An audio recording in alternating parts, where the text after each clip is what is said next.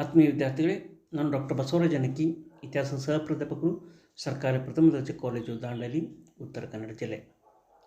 ಇಂದು ನಾನು ನಿಮಗೆ ಕರ್ನಾಟಕ ವಿಶ್ವವಿದ್ಯಾಲಯ ಧಾರವಾಡದ BA ದ್ವಿತೀಯ ಸೆಮಿಸ್ಟರ್ನ ಇತಿಹಾಸ ಮತ್ತು ಪ್ರಾಚ್ಯಶಾಸ್ತ್ರ ವಿಷಯದ 17ನೇ ಅವಧಿ ಕುರಿತು ಮಾತನಾಡಲು ಇಚ್ಛಿಸುತ್ತಿದ್ದೇನೆ. ವಿಷಯ ರಾಷ್ಟ್ರಕೂಟರ ದೊರೆಗಳಾದಂಥ ಧ್ರುವ ಮತ್ತು ಮೂರನೇ ಗೋವಿಂದರ ಸಾಧನೆಗಳು. In this video program, I would like to explain you about the achievements of Dhruva and Govinda III, the Rashtrakuta rulers. Now let us see about Dhruva. He ruled from 780 to 793. That is for 13 years. He was one of the most notable rulers of the Rashtrakuta Empire. He was son of Krishna I. He ascended the throne after replacing his elder brother Govinda II. Govinda II had become unpopular among his subjects on account of his various misconducts as a ruler, including excessive indulgence in sensual pleasures. This, according to historian Kamath, is evident from the Karad plates of Krishna III.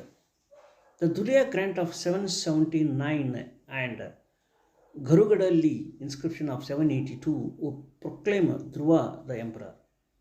Though some historians claim that Dhruva revolted and grabbed the throne, other historians feel the transition of the throne from Govinda II to Dhruva was peaceful and may have happened willingly.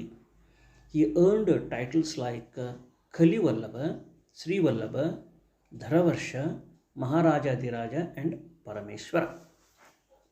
ಈಗ ಧ್ರುವನ ಬಗ್ಗೆ ನೋಡೋದಾದರೆ, ಧ್ರುವ ಕ್ರಿಸ್ತಕ 780ರಿಂದ 793ರವರೆಗೆ ರಾಜ್ಯಭಾರ ಮಾಡಿದ. ಈತ ರಾಷ್ಟ್ರಕೂಟರ ಅರಸರಲ್ಲಿ ಅತ್ಯಂತ ಪ್ರಸಿದ್ಧನಾದ ಅರಸ. ಈತನ ತಂದೆ ಮೊದಲನೇ ಕೃಷ್ಣ.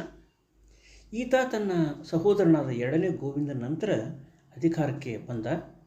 ಕೆಲವು ಇತಿಹಾಸಕಾರರ ಪ್ರಕಾರ ಎರಡನೇ ಗೋವಿಂದ ಅತ್ಯಂತ ಸಮರ್ಥನಾದ ದೊರೆ ಆಗದೇ ಇದ್ದಿದ್ದರಿಂದ ಈತ ಬಲಾತ್ಕಾರದಿಂದ ಅಧಿಕಾರವನ್ನು ಆತನಿಂದ ಕಿತ್ತುಕೊಂಡು ರಾಜನಾದ ಅಂಥೇಳಿ ಪ್ರೊಫೆಸರ್ ಕಾಮತ್ ಅವರು ಹೇಳ್ತಾರೆ. ಇದಕ್ಕೆ ಸಂಬಂಧಪಟ್ಟಂತೆ ಧೂಲಿಯಾ ಗ್ರ್ಯಾಂಟ್ ಮತ್ತು ಗರುಗಡಹಳ್ಳಿ ಶಾಸನಗಳು ನಮಗೆ ನೆರವಾಗ್ತವೆ. ಆದರೆ ಕೆಲವರು ಹೇಳೋದ್ರ ಪ್ರಕಾರ ಅಂಥ ಏನು ಘಟನೆಗಳು ನಡೆದಿರಲಿಲ್ಲ. ಈತನ ಉತ್ತರಾಧಿಕಾರತ್ವ ಸನ್ನಿವೇಶವು ಅತ್ಯಂತ ಶಾಂತಿಯುತವಾಗಿ ನಡೀತು. ಇದಕ್ಕೆ ಗೋವಿಂದನು ಸಮ್ಮತಿಯನ್ನು ಸೂಚಿಸಿದ್ದ ಅಂತೇಳಿ ಸಹಿತ ಕೆಲವು ಜನ ಹೇಳ್ತಾರೆ. ಇವನಿಗೆ ಕಲಿವಲ್ಲಭ, ಶ್ರೀವಲ್ಲಭ, ಧರವರ್ಷ, ಮಹಾರಾಜಾದಿರಾಜ, ಪರಮೇಶ್ವರ ಮೇಲೆ ಬಿರುದುಗಳು ಇದ್ದು. Now let us see about success in north and east. Dhruva Dharavarsha had a high political aspiration and he actually pursued the goal of expanding the frontiers of the Rashtrakuta domination. In northern India, he subjugated the rulers of Kanauj. In central India, he defeated Vatsaraja of the Gurjara Pratihara Empire and Dharmapala of the Pala Empire of Bengal in a battle in Ganges Yamuna Doab area. However, these great victories brought him no permanent land gains but only a lot of material gain and fame. However, another historian has claimed that Dhruva's empire stretched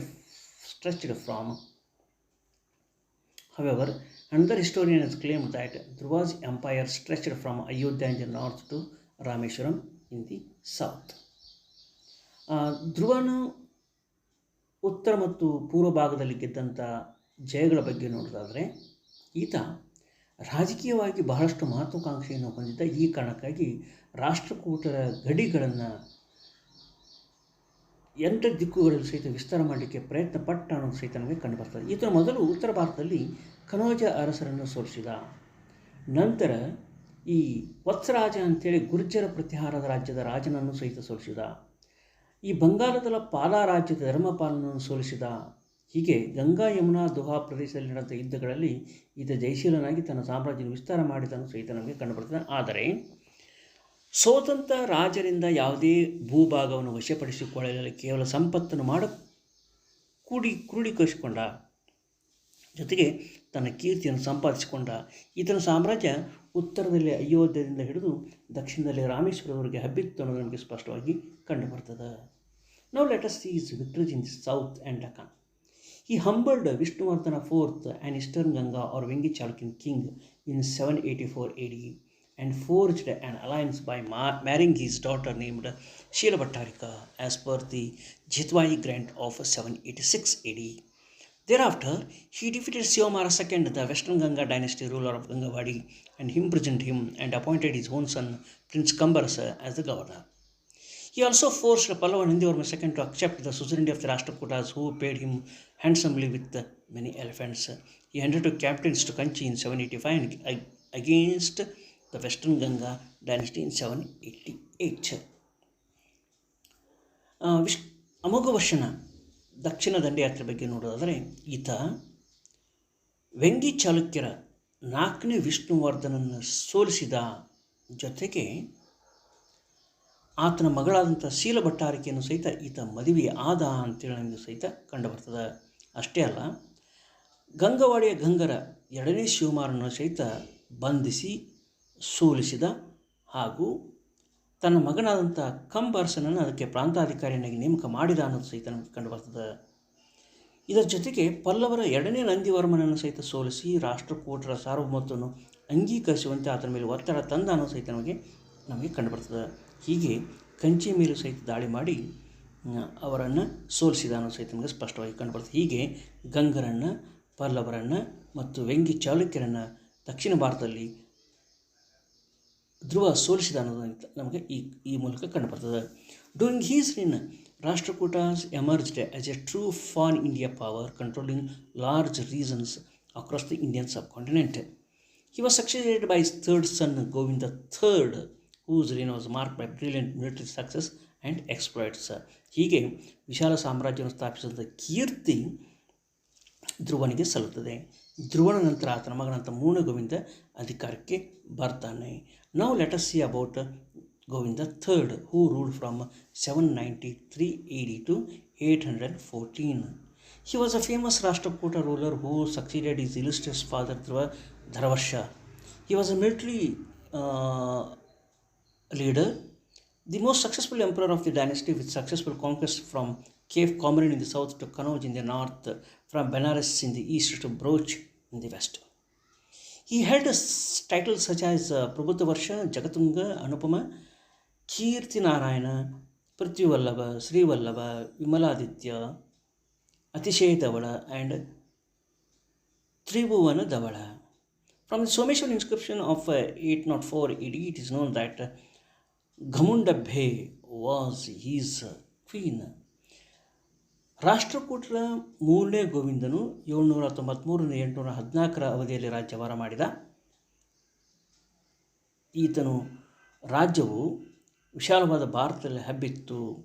ದಕ್ಷಿಣ ಭಾರತದಲ್ಲಿ ಕೇಫ್ of ಕೋಮರಿನ್ ಅಂತೇಳಿ ಕನ್ಯಾಕುಮಾರಿ ಅಂತೇಳಿ ಕರಿತೇವೆ, ಅಲ್ಲಿಂದ ಉತ್ತರದಲ್ಲಿ ಕನೌಜದವರೆಗೆ ಹಬ್ಬಿತ್ತು. ಈತನಿಗೆ ಪ್ರಭುತ್ವರ್ಷ, ಜಗತ್ತುಂಗ, ಅನುಪಮ, ಕೀರ್ತಿನಾರಾಯಣ, ಪೃಥ್ವಿವಲ್ಲಭ, ಶ್ರೀವಲ್ಲಭ, ವಿಮಲಾದಿತ್ಯ, ಅತಿಶಯ ಧವಳ ಮತ್ತು ತ್ರಿಭುವನ ಧವಳ ಅಂತೇಳಿ ಬಿರುದುಗಳಿದ್ದು. ಈತನ ಹೆಂಡತಿ ಹೆಸರು ಘಮುಂಡಬ್ಬೆ ಅಂಥೇಳಿ 804 ಸೋಮೇಶ್ವರ ಶಾಸನ ನಮಗೆ ಮಾಹಿತಿ ಕೊಡ್ತದೆ. ನಾವು let us see about his wars. ದೋ Govinda III became an emperor, he was not free to face some internal family feuds. His elder brother Kambarsa, also known as Tamba, who coveted the throne, went on to war, having formed an alliance of 12 chiefs, as written in the Navsari record. Other records like the Shishwai and Sanjana records mention support to Govinda III from brothers Indra and victory against the combined forces of Kambarsha or Stamba. Shivamara II of Ganga dynasty of Talakad had joined Kambarsha, but after the defeat he was imprisoned for the second time, while Kambarsha was pardoned and allowed him to govern from Gangavadi. 3ನೇ ಗೋವಿಂದನು ಅಧಿಕಾರಕ್ಕೆ ಬಂದ ತಕ್ಷಣ ಈತನ ಆಂತರಿಕವಾಗಿ ಕೆಲವು ಕುಟುಂಬದ ಸದಸ್ಯರಿಂದ ತೊಂದರೆಗೊಳಪಟ್ಟ. ಈತನ ಹಿರಿಯ ಸಹೋದರನಂಥ ಸ್ತಂಭ ನಿಜವಾಗಿಯೂ ಉತ್ತರಾಧಿಕಾರಿ ಆಗಬೇಕಾಗಿತ್ತು. ಈತ ತನಗೆ ಅಧಿಕಾರ ಸಿಗಲು ಅನ್ನೋ ಕಾರಣಕ್ಕಾಗಿ 12 ಸಾಮಂತ ಅರಸರನ್ನು ಕೂಡಿಸಿಕೊಂಡು ಒಂದು ಸಂಘಟನೆಯನ್ನು ಮಾಡಿ ಆತನ ವಿರುದ್ಧ ಬಂಡಾಯ ಎದ್ದ. ಇದರಲ್ಲಿ ತಲಕಾಡಿನ ಗಂಗರ ರಾಜನು ಸಹಿತ 2ನೇ ಶಿವಮಾರನು ಸಹಿತ ಸೇರಿಕೊಂಡಿದ್ದ ಅನ್ನೋದು ನಮಗೆ ಸ್ಪಷ್ಟವಾಗಿ ಕಂಡುಬರ್ತದೆ. ಹಾಗೆ ನಡೆದಂಥ ಯುದ್ಧದಲ್ಲಿ 2ನೇ ಶಿವಮಾರನ ಪುನಃ ಬಂಧಿಸಿ ಜೈಲಿಗೆ ಕಳಿಸಲಾಗ್ತದೆ. ಆದರೆ ಸ್ತಂಭನನ್ನು ಕ್ಷಮಿಸಿ ಆತನನ್ನು ಬಿಡುಗಡೆಗೊಳಿಸ್ತಾರೆ. ಜೊತೆಗೆ ಅವನಿಗೆ ಗಂಗಾವಳಿ ಪ್ರಾಂತಾಧಿಕಾರಿನಾಗಿ ಸಹಿತ ನೇಮಕ ಮಾಡ್ತಾರೆ. ನಾವು let us see about his capture of Kannauj. From his capital in Mayurkhandi in Bidar district, Govind III conducted his northern campaign in 800 AD. He successfully obtained the submission of the Gurjar Pratyahara Nagabhatta II, Dharmapala of Pala Empire, and the incumbent puppet ruler of Kanauj, Chakrayuga. It is said that Nagabhatta II ran away from the battlefield. The Sanjana plates of Govind III mention that the horse of Govind III drank the icy liquid bubbling in the Himalayan stream, and his war elephants tasted the holy waters of the Ganges. It means he won many battles in northern India.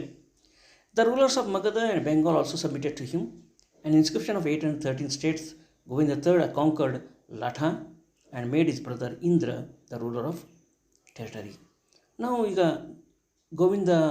ಮೂರನೇ ಗೋವಿಂದನ ಕನೌಜದ ಒಂದು ಜಯವನ್ನು ನೋಡೋದಾದರೆ, ಈತ ಬೀದರ್ನ ಮಯೂರ್ಕಂಡಿ ತನ್ನ ರಾಜಧಾನಿಯಿಂದ ಉತ್ತರ ಭಾರತದ ಮೇಲೆ 800ರಲ್ಲಿ ದಂಡಯಾತ್ರೆ ಕೈಗೊಂಡ.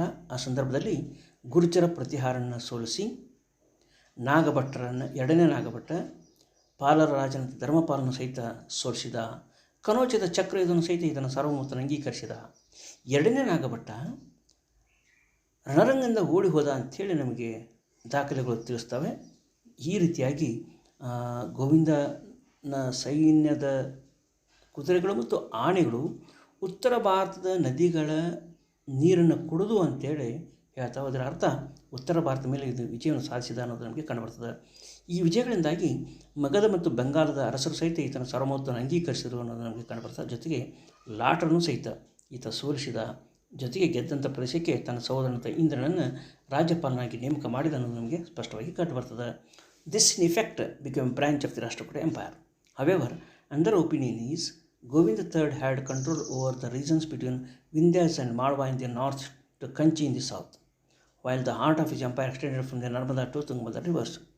After the conquest of Malwa, Govind III ensured the Parmara dynasty would rule as vassals of the Rashtrakuta dynasty. ಹೀಗೆ ಈ ಎಲ್ಲ ವಿಜಯಗಳಿಂದಾಗಿ ಮೂರನೇ ಗೋವಿಂದನ ರಾಜ್ಯವು ವಿಂಧ್ಯ ಮತ್ತು ಮಾಳ್ವಾಗಳಿಂದ ಹಿಡಿದು ದಕ್ಷಿಣದ ಕಂಚಿಯವರೆಗೆ ಹಬ್ಬಿತ್ತು ಅನ್ನೋದು ನಮಗೆ ಸ್ಪಷ್ಟವಾಗಿ ಕಂಡುಬರ್ತದೆ. ಅಂದರೆ ಈತನ ರಾಜ್ಯ ನರ್ಮದಾ ನದಿಯಿಂದ ತುಂಗಭದ್ರಾ ನದಿವರೆಗೆ ವಿಸ್ತಾರ ಮಾಡಿತ್ತು ಅಂತೇಳಿ ಕಂಡುಬರ್ತದೆ. ಅಷ್ಟೇ ಅಲ್ಲ, ಈ ಪರಮರ ವಂಶದವರೆಗೂ ಸಹಿತ ತನ್ನ ಆ ಸಾರ್ವಭೌಮತ್ವವನ್ನು ಒಪ್ಪಿಕೊಂಡು ಆಡಳಿತ ನಡೆಸಲಿಕ್ಕೆ ಅವಕಾಶ ಕೊಟ್ಟ ಅಂತೇಳಿ ನಮಗೆ ಈ ಮೂಲಕ ಕಂಡುಬರ್ತದೆ. So this is about Govind III. Now let us see his southern conquest. Fragmentary old Kannada inscription of 800 AD from Didugur, Dharwad district, states that King Govind III defeated the eastern Chalukyas, who had taken an antagonistic stand against the Rashtrakutas. They had to face Govind III and defeated Vijayaditya II and installed Bhima Salke as its ruler. He further defeated the king Koshila and occupied parts of Andhra and defeated Pallava Dantivarman in 803 AD at Kanchi. He even obtained the submission of the king of Ceylon without even going to a battlefield. The king of Ceylon is said to have sent him two statues, one of himself and another of his minister, as an act of submission. The Nasari records state that now all the kingdoms of Tamil country, Chola, Pandya and Kerala paid their tribute to Govind III. Never had the Rashtrakutas empire reached such levels of military success and zenith of glory. Govind III died in 814 AD. His young brother Indra, during his time, founded the Gujarat branch. He was succeeded by his son Amagvarsha I. So this is about Govind III. ಗೋವಿಂದನ ದಕ್ಷಿಣ ದಂಡಯಾತ್ರೆ ಬಗ್ಗೆ ಹೇಳೋದಾದರೆ, ಈತ ಪೂರ್ವ ಚಾಳುಕ್ಯರನ್ನು ಸೋಲಿಸಿ ಅದರಲ್ಲಿ ಎರಡನೇ ವಿಜಯಾದಿತ್ಯನನ್ನು ಅಧಿಕಾರವನ್ನು ತೆಗೆದುಹಾಕಿ ಆತನ ಸಹೋದರನಂಥ ಭೀಮ ಸಳಿಕೆಯನ್ನು ರಾಜನನ್ನಾಗಿ ಮಾಡ್ತಾನೆ. ಅಷ್ಟೇ ಅಲ್ಲ, ಕೋಶಲದ ಮೇಲೆ ಪಲ್ಲವರ ದಂತ್ಯವರ್ಮನನ್ನು ಸಹಿತ ಕಂಚಿಯಲ್ಲಿ ಸೋಲಿಸಿದ್ದ ಅನ್ನೋದು ನಮಗೆ ಸ್ಪಷ್ಟವಾಗಿ ಕಂಡುಬರ್ತದೆ. ಈತನ ದಿಗ್ವಿಜಯಗಳನ್ನು ಕಂಡು ಶಿಲೋನದ ರಾಜ ಈತನ ಸಾರ್ವಭೌಮತ್ವವನ್ನು ಅಂಗೀಕರಿಸಿದ್ದ ಅನ್ನೋದು ಸಹಿತ ಕಂಡುಬರ್ತದೆ. ಹೀಗೆ ಶಿಲೋನದ ಜೊತೆಗೆ ಈ ಚೋಳರು, ಪಾಂಡ್ಯರು ಮತ್ತು ಕೇಳರು ಸಹಿತ ಈತನ ಸಾರ್ವಭೌಮತ್ವವನ್ನು ಅಂಗೀಕರಿಸಿದ್ರು ಅಂತೇಳಿ ನಮಗೆ ನಾಸರಿ ದಾಖಲೆ ನಮಗೆ ಮಾಹಿತಿ ಕೊಡ್ತದೆ. ಇಷ್ಟೆಲ್ಲ ಸಾಧನೆ ಮಾಡಿದ್ದ ಗೋವಿಂದ, ಮೂರನೇ ಗೋವಿಂದ 814ರಲ್ಲಿ ತೀರಿ ಹೋಗ್ತಾನೆ. ಈತನ ಸಹೋದರ ಇಂದ್ರ ಗುಜರಾತ್ನಲ್ಲಿ ಮತ್ತೊಂದು ರಾಷ್ಟ್ರಕೂಟರ ಶಾಖೆಯನ್ನು ತೆಗಿತಾನೆ. ಈತನ ಮರಣದ ನಂತರ ಅಮೋಘ ವರ್ಷ ಅಧಿಕಾರಕ್ಕೆ ಬರ್ತಾನೆ. ಇದು ಧ್ರುವ ಮತ್ತು ಮೂರನೇ ಗೋವಿಂದರ ರಾಜಕೀಯ ಸಾಧನೆಗಳು. ಧನ್ಯವಾದಗಳು.